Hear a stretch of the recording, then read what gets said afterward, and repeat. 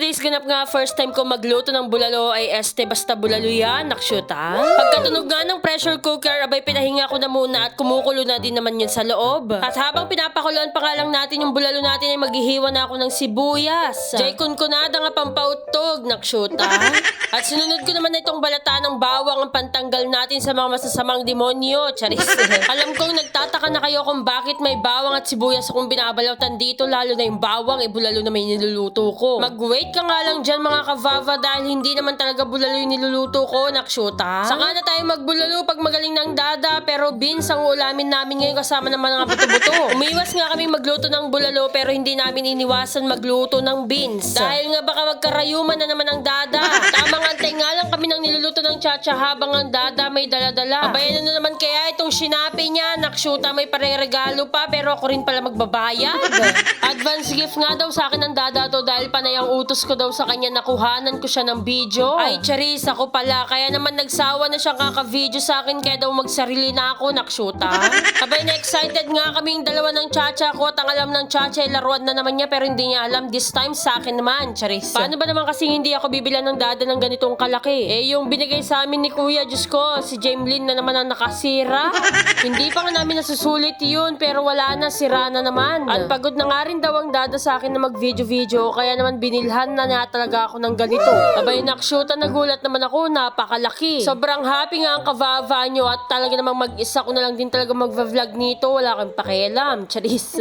Pakapala na lang talaga ng mukha pag mag-vlog akong mag-isa kasama itong pagkalaki-laking. Kaya naman super happy ako niyan.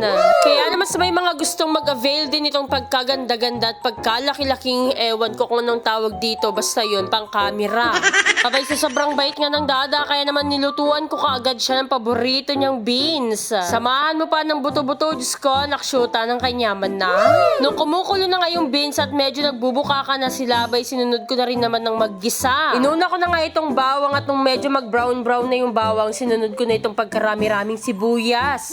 Hindi na nga ako naggisa din ng kamatis dyan dahil nga pag nilagyan ko pa ng kamatis itong beans, madali nga daw mapanis. Kaya kung gusto nyo ng may kamatis, dapat mauubos nyo din yan. Hindi na siya pwedeng ipangat pag may kamatis pa, charis.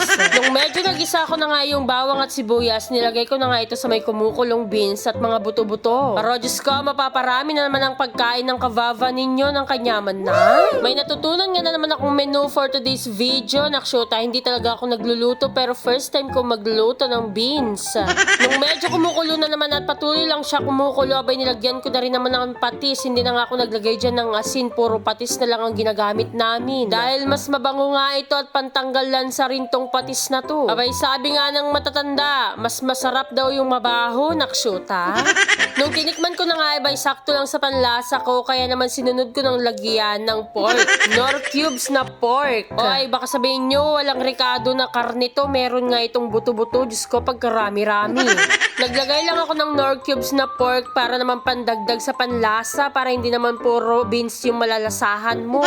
At nung hindi pa nga ako nakontento sa lasa, dinagdagan ko ng konting magic syrup para naman lalong syumarap, nakshoota. Kaya naman kung nanonood ka sa vlog kong to, Diyos ko, matuto ka na magluto ngayon, huwag kang tatamad-tamad na katulad ko, charis.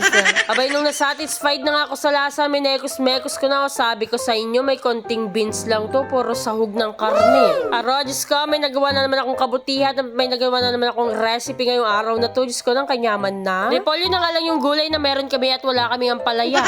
Kaya naman na ilang mga kavava, salamat sa panonood.